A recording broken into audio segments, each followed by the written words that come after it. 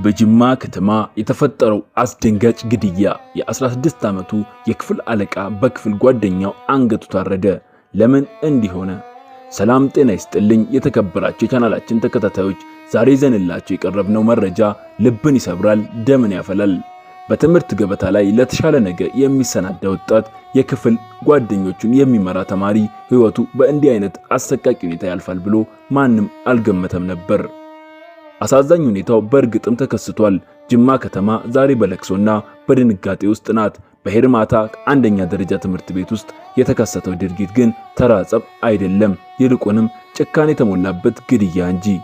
ሟች ሙሳብ መሐመድ ይባላል። ገና የ16 ዓመት ታዳጊ የ8ኛ ክፍል ተማሪና የክፍሉ አለቃ ነበር።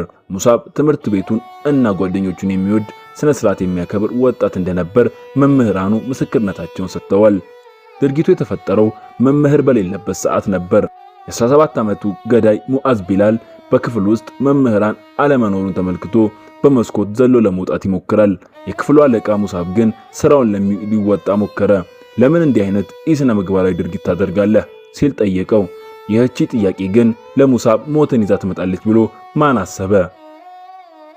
አለመግባባቱ ተፈጠረ። ገዳዩ ምን አገባህ አይመለከትህም በማለት ቂም መያዙን ገለጸ። ከዚህ ቀደም ስሜ ለመምህር ተሰጥቷል በሚል ቂም የተሞላ ሙአዝ በእጁ የያዘውን ስለት አወጣ። በክፍል ጓደኞቹ ፊት በክፍል ውስጥ የሙሳብን አንገት ደጋግሞ ወጋው። ደም በክፍል ውስጥ ፈሰሰ። ሙሳብ ህይወቱ አለፈ። ገዳዩ ከጓደኞቹ ጋር ለማምለጥ ቢሞክርም በመጨረሻ ግን እጁን ለፖሊስ ሰጥቷል። የጅማ ከተማ ኮሚኒኬሽን ጽህፈት ቤት ድርጊቱን አረጋግጧል።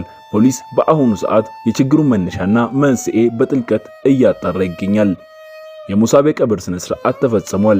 ቤተሰቦቹ፣ መምህራኑና ተማሪዎች በጥልቅ ሐዘን ውስጥ ናቸው። ምንም እንኳን ትምህርት ቢቀጥልም በሄርማታ ትምህርት ቤት ግን ዛሬ ትልቅ ጠባሳ ጥሎ አልፏል።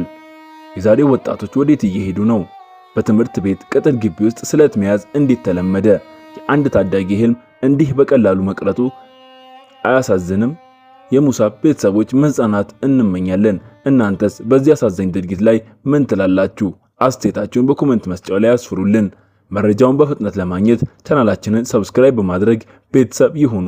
ሰላም ለሀገራችን፣ ሰላም ለኢትዮጵያ። ሰናይ ቀን።